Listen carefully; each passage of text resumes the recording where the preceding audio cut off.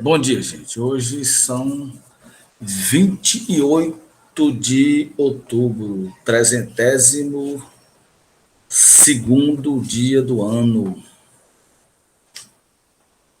Vamos lá. Arrume-se interiormente. Imagine ser o seu íntimo, uma casa que pede arrumação para ser agradável. Ponha ordem na casa. Coloque claridade onde há negrume, fortaleza onde encontrar fraqueza, esperança onde aparecer desalento, força da razão onde identificar preguiça, paz onde reina a intranquilidade, alegria onde domina a tristeza. Use a vassoura da boa intenção e livre-se do que não serve para nada. Desafogue o seu íntimo. A felicidade, como as visitas, gosta de entrar em casa bem arrumada, porque se sente à vontade. Dorival Lopes, Sabedoria Todo Dia. Bom dia a todos e a todas. Essa aula de hoje, gente, vamos falar exatamente sobre a literatura contemporânea. A gente vai abordar hoje o concretismo e a poesia marginal, e na sequência a gente vai abordar autores mais específicos, como Ferreira Goulart, etc. Tá? Hoje vamos ficar com a poesia marginal e com a poesia concreta, tá certo? Então vamos aqui mostrar a nossa tela, para a gente ver aqui a nossa apresentaçãozinha, né? Sobre esse assunto muito legal, muito bacana, que é figurinha carimbada, né? Aparece sempre lá nas questões do Enem, e a gente não pode perder uma questão dessa. Aparecer uma questão dessa no Enem, a gente imediatamente já vai ganhar essa questãozinha. Tá? Então temos aqui literatura contemporânea, literatura brasileira contemporânea. Né? Terceiro ano, professor Alves Andrade. Então, gente, é muito difícil, é complicado às vezes a gente tentar colocar onde é que está a poesia, digamos assim, anterior à literatura contemporânea, onde está a literatura contemporânea da literatura do pós-modernismo. Mas o certo é que nós temos ali digamos assim, uma interseção muito grande a partir dos anos de 1950, né? No rumo já de 1960, que a gente vai ter a ditadura em 60, em 50 nós temos o governo de Juscelino Kubitschek, que dizia que queria fazer 50 anos em 5, e temos a construção de Brasília, que é a retirada, que vai culminar com a retirada da capital do Rio de Janeiro para Brasília. Né? E ali nós já temos um pouco de poesia concreta, não devido ao concreto utilizado da construção de Brasília, mas porque o próprio Oscar Niemeyer, que era fã da modernidade, ele já traçava, né, na sua arquitetura, ele já traçava elementos totalmente novos, diferentes. Né? E aí a gente vai então lembrar que a poesia concreta, que a arte concreta, ela não é só poesia. Né? A gente vai falar de poesia aqui porque é o nosso, digamos assim, nosso foco, mais a literatura concreta, a arte concreta ela vai começar na arquitetura, vai passar para a literatura, o teatro e etc. Né? A gente vai ver também que o concretismo é uma vertente, uma continuidade daquilo que João Cabral de Melo Neto já fazia, né? Aquela preocupação com a poesia objeto, tá certo? Então, o primeiro movimento importante da chamada contemporaneidade é o concretismo. Né? O lançamento da revista Noa Gandrés, eu não sei se é Noa Gandrés ou se é Noa Gandré, eu acho que é Noa Gandré, porque é um termo medieval, né? Um termo ali mesmo ali da região da Península Ibérica, ali, tá? Ou seja, um termo antigo, e que Haroldo de Campos, Décio Pignatari e Augusto de Campos, né? Os irmãos Campos e o Décio Pignatari, vão utilizar como mote, né, como mote para a sua revista. Então, no Agandre é mais ou menos assim, algo como vamos espantar o tédio, né, na essência da palavra. Depois eles mesmos foram saber a partir de Ezra Pound, né, foi então informar direitinho sobre o sentido da palavra, e eles adoraram, porque já tinham colocado o nome da revista, né, no Agandré, influenciado pelo futurismo e pelo cubismo, a poesia concreta rompia com os versos linear, com o verso linear, e explorava o recurso tipográficos, como tipos e tamanhos de letras, cores, textura, surgimento, movimento, convidando o leitor para ler o texto de várias formas. E o principal, né, gente? A junção da linguagem oral com a linguagem verbal com a linguagem não verbal, né? A gente vai ver aqui na poesia aqui lixo, né, do Augusto de Campos, a gente vai ver como ele vai combinar isso aí, tá certo? E também, além desses três, né, Décio Pignatari e os irmãos Campos, participaram também os indivíduos que estão aqui arrolados, né? José Lino Grunewald, Ronald Azeredo, Vladimir Dias Pinto, Mário Chamier e José Paulo Paes, sobre o qual nós já falamos aqui, né? Aquela poesia, digamos assim, bastante moderna, bastante contemporânea, poesia que vai realmente ao encontro daquilo que a gente conhece como poesia contemporânea, tá certo? Nós temos então essa poesia concreta que vai fundir o aspecto visual com o aspecto cognitivo, claro. Quando você vê aqui a palavra lixo, você observa que ela foi feita, né, a partir da palavra luxo, ou seja, o luxo pode virar lixo. E o Joãozinho 30, carnavalesco da Beija-Flor, ele fez um espetáculo sensacional no final da década de 80, em que o luxo virava lixo, né? Aquelas escolas de samba com todo o luxo, e no final vinha transformando-se em lixo. Inclusive, quem mais aproveitou o carnaval da Beija-Flor nesse ano foram os garis, porque a Beija-Flor, a última escola a desfilar, e vieram então os garis atrás e fizeram o carnaval. Me arrepiei todinho agora, né? Com um momento sensacional do Brasil, esse desfile da Beija-Flor, e que vai ultrapassar todos os limites, né? Os garis vão ficar lá até tarde, lá brincando de varrer, de limpar. Mas a escola fez uma gradação sensacional. É mais ou menos isso que o Augusto de Campos propunha aqui no seu poema Lixo, né? O luxo vai virando lixo, né? Esse poema aqui, sensacional também.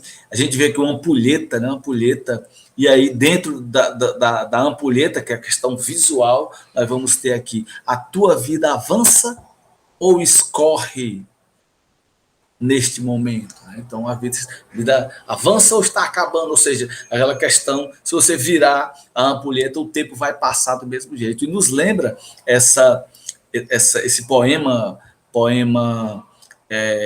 concreto, né? Esse poema concreto nos lembra exatamente uma crônica da Raquel de Queiroz, que vai nos lembrar que a vida, ela é o caminho para a morte, né? Para a morte. Mas, ao mesmo tempo, o poeta concretista vai fazer exatamente vai a pergunta, mas no sentido se sua vida você está realmente vivendo ou está apenas escorregando, né? A necessidade também, nós podemos até incorporar aí o lema do arcadismo, né? Carpe diem, lá atrás, né?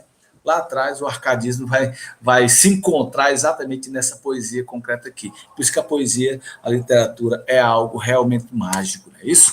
E nós vamos ter a literatura de resistência, né? E que é a poesia de resistência e a poesia marginal, que vão, como a gente pode dizer, que vão fazer parte também da contemporaneidade. Claro que não vai acabar aqui, né?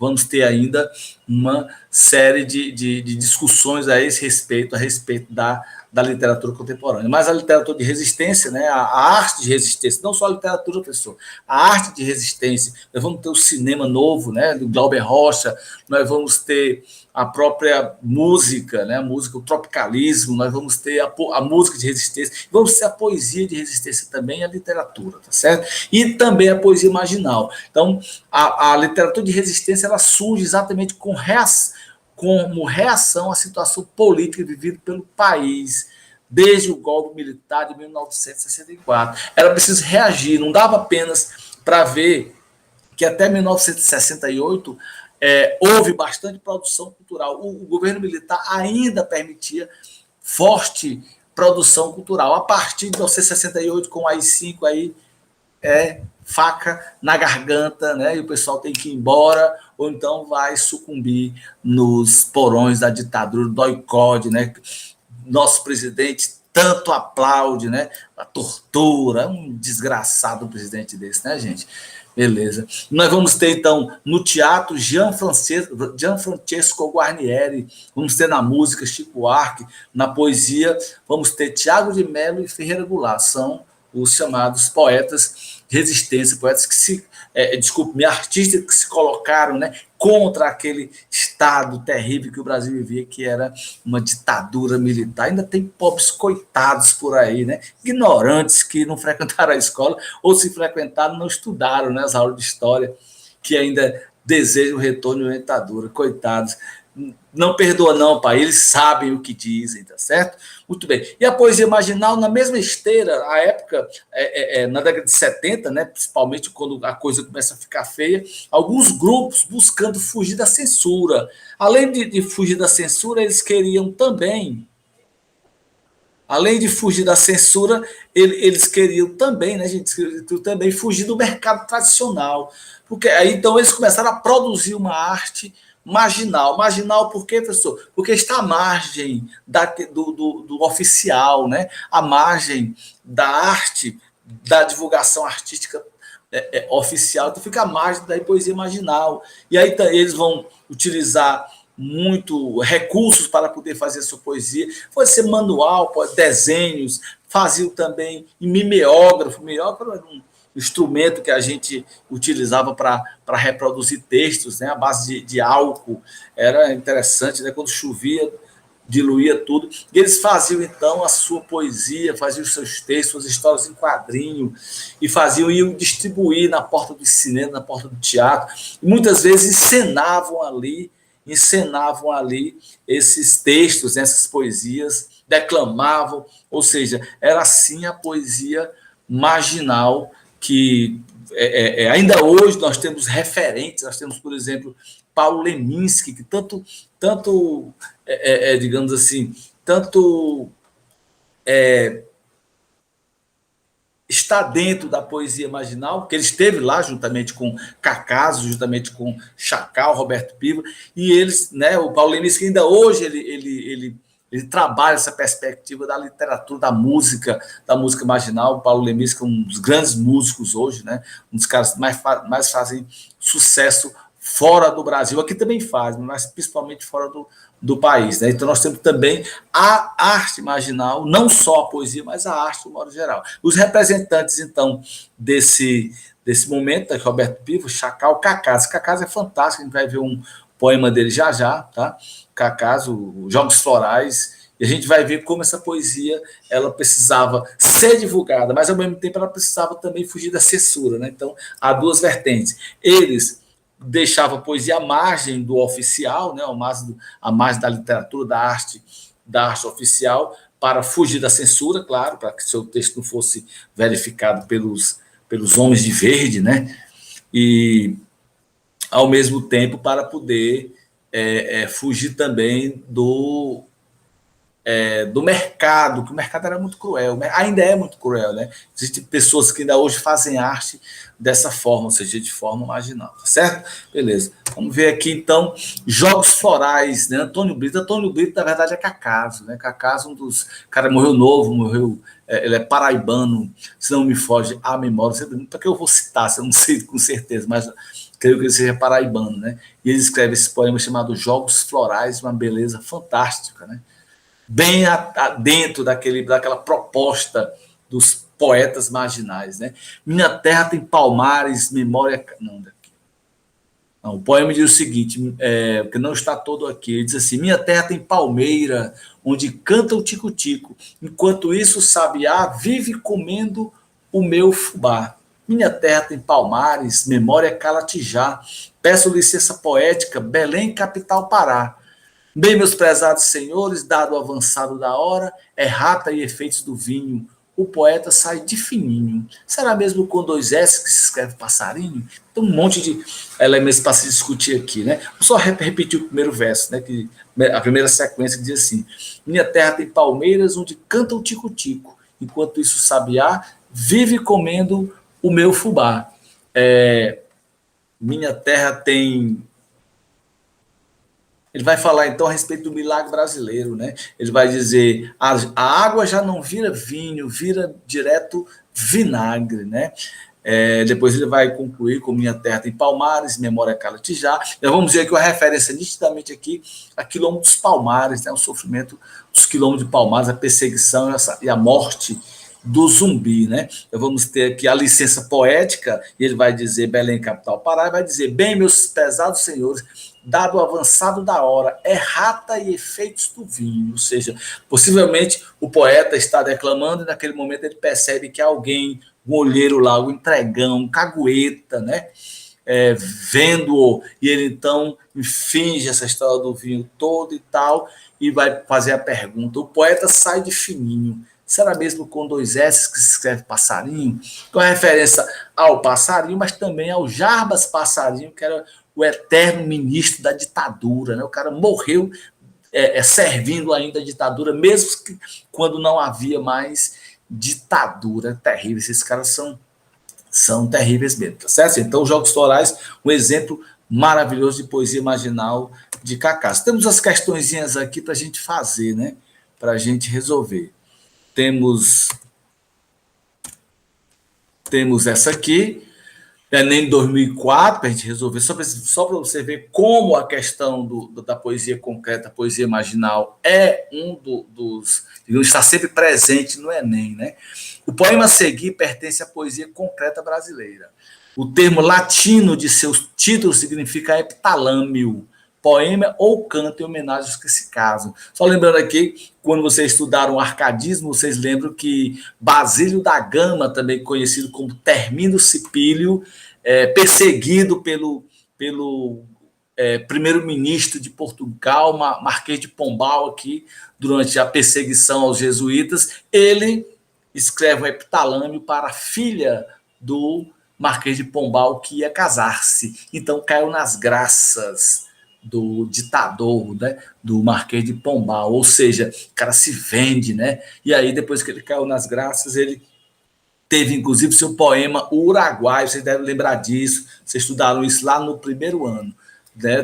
Tiveram seu poema, teve o seu poema Uruguai publicado. Então, no poema aqui nós temos Heptalâmio, que é um poema relacionado com casamento, né? Nós temos aqui o S grande, dentro dele nós temos o H e o E, e a gente vai ver aqui que ele vai dizer ri é igual a ele, né? Ri. O I aqui também é igual a ele, a soma, né? Isso aqui também vai pertencer ao I. O Xi igual a ela. E aqui nós temos uma espécie de tradução em latim do pronome inglês she. Seper, que é separado, né? Nós temos aqui homo, que é o próprio homem, né? E temos o E de Eva. Então, o poeta aqui, o Pedro Xisto, faz uma brincadeira aqui com o casamento, né? O Heptalâmio é um poema que faz referência ao casamento, né? Então, ele já faz aqui uma brincadeira, lembrando que esse casamento ele vai acabar separando. Ele une aqui o casamento, né? O S aqui, ele, ao mesmo tempo que ele une, ele vai servir de elemento separador, tá certo? Beleza. Considerando que símbolos e sinais são utilizados geralmente para demonstrar demonstrações objetivas ao serem incorporados no poema Heptalâmio 2,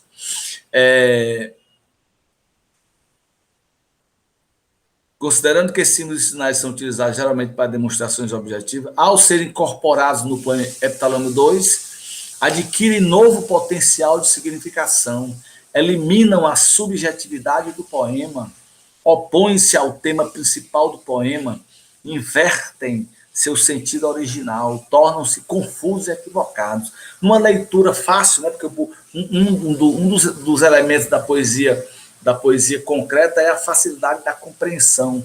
Porque você vê, além do elemento visual, além dos elementos verbais, você vê os elementos visuais. E você percebe que a gente já elimina aqui A letra E, porque não se trata de um elemento, pelo contrário, não há equívocos, né? Você não fica, nem fica confuso e nem algo está equivocado, né? Aqui, inverte seu sentido original, pelo contrário. O heptalamo já indica o próprio casamento aqui, do rei com Xi, né? Verdade, né? Então aqui também está incorreto, né? Opõe-se ao tema principal, também não opõe, né?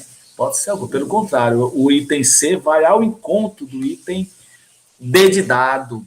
Eliminam a subjetividade do poema, de jeito algum. Todo poema heptalamo é subjetivo, tem aquela referência intrínseca, né? Ao casamento, à união e tudo, e a consequência disso seria exatamente a separação.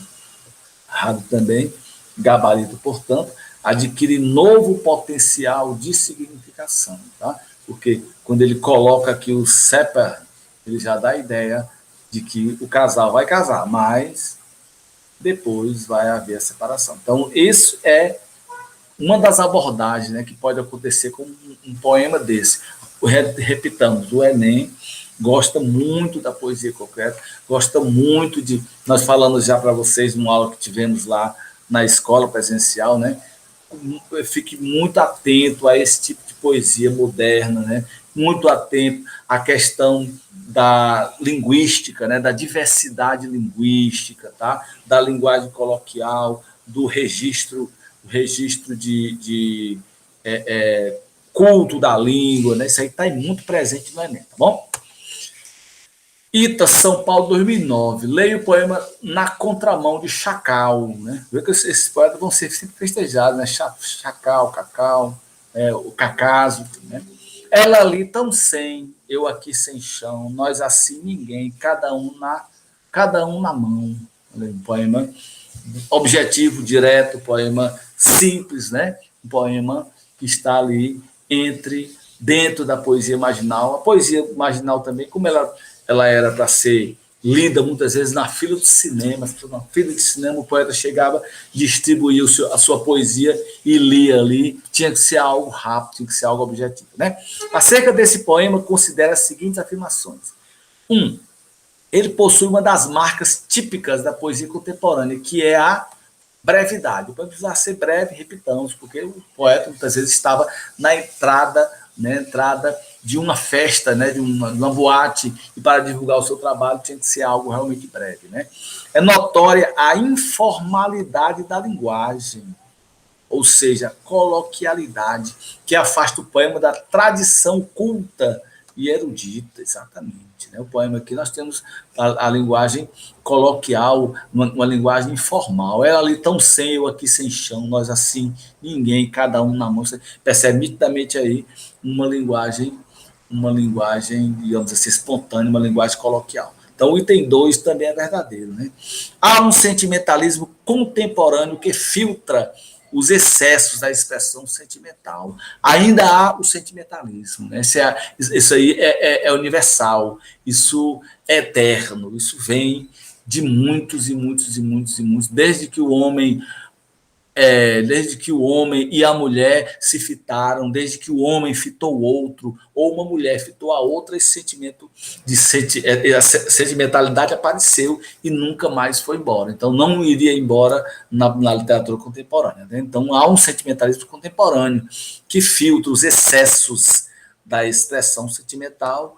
O item 3, portanto, também é verdadeiro. Tá?